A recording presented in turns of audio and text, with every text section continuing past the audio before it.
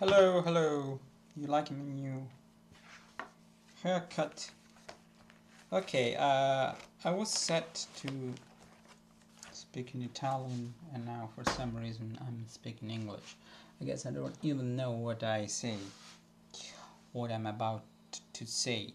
Well, the word I was about to say in Italian is testa di cazzo, which in English is translated by the word, the equivalent of testa di cazzo is dickhead.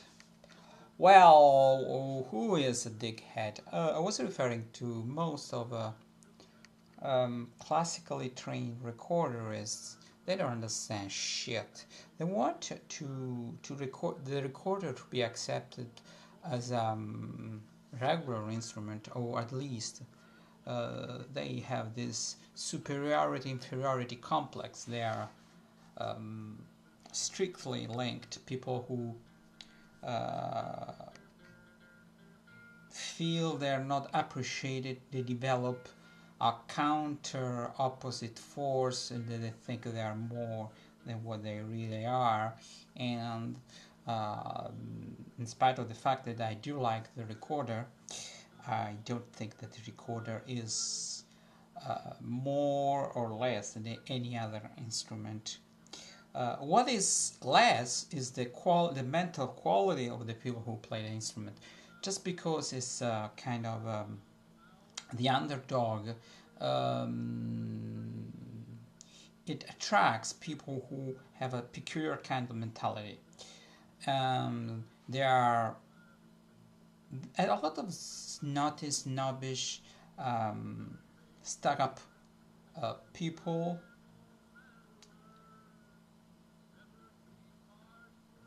that are attracted by, I was looking for a better word, by the recorder, and they play all this old music, ancient music that is played in a very stiff way. I mean, all the things that happen on the scene are so stilted. They don't look natural at all,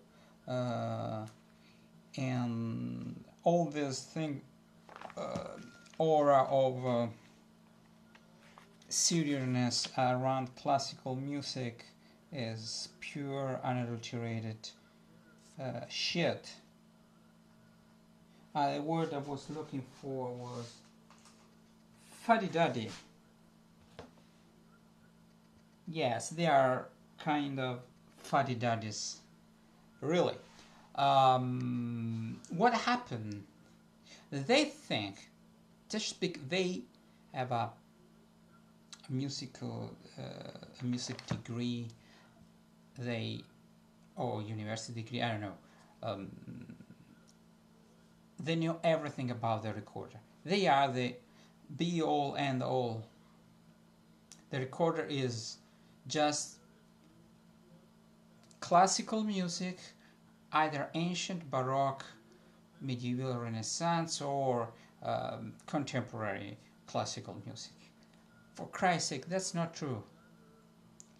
I say that the only instruments that have no future look only back at the past. And even contemporary music is not that contemporary anymore. Gesti by Berio is, I don't know, dates back to some decades ago.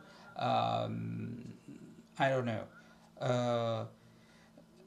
The recorder is not making inroads into contemporary music. It's very rare. I don't think it's very, very rare, but it's quite rare. The only time when I was watching Up cartoon, there was in the score a recorder. Now that I dabbling at ukulele, I see the difference. Why an instrument like the ukulele that was some of a toy instrument like the recorder, like there was the harmonica, mouth organ,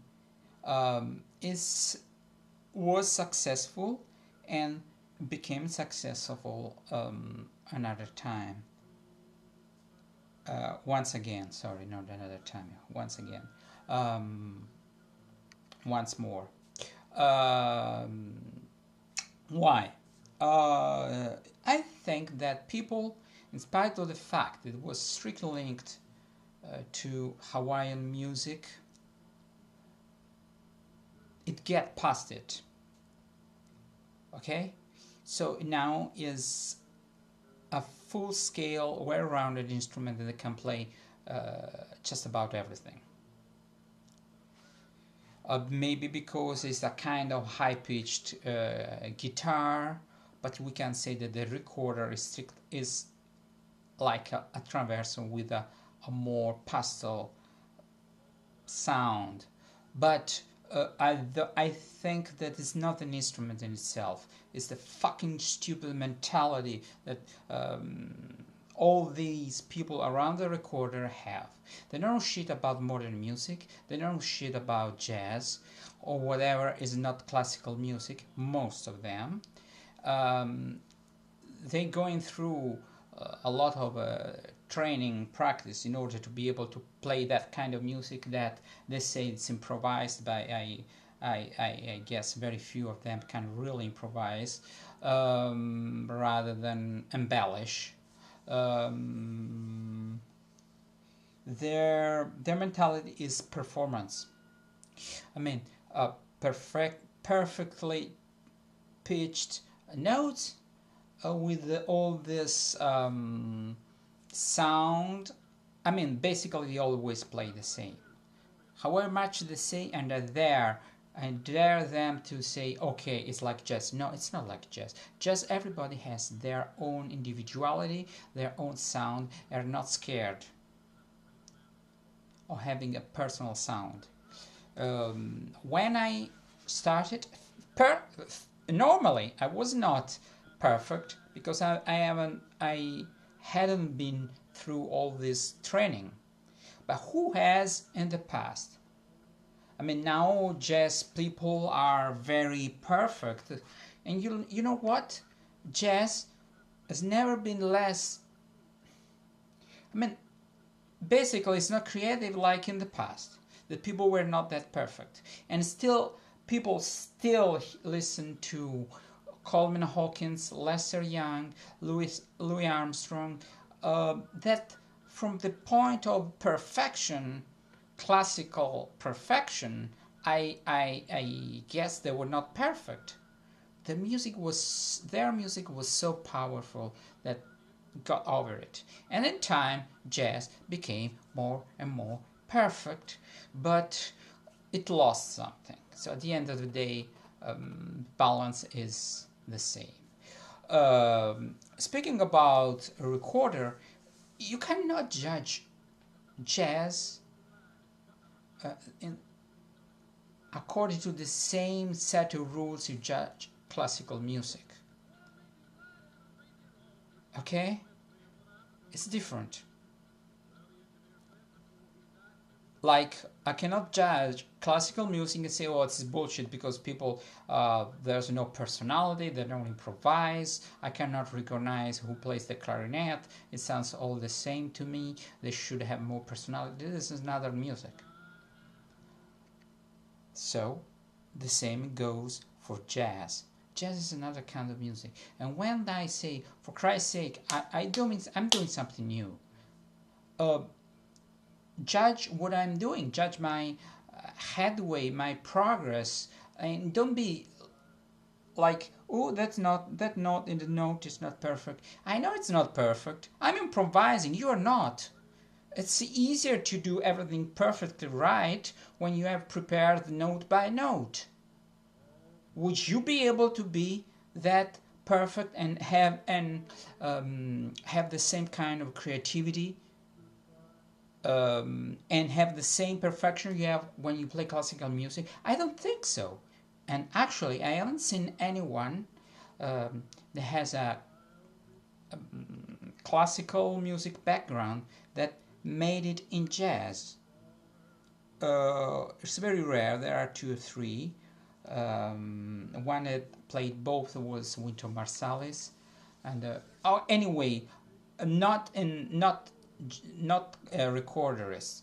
They do something and they fall back on their old. They relapse on old habits. That means the same way of sustain notes. That's not sounds wrong in jazz, and striving for perfection make their playing not spontaneous. Okay, if I have to pay a price, I'm gonna pay it. I'll never be perfect. I am, let's say, better than before. One cannot say more perfect. But I'm better than before. I'm gonna be better, but never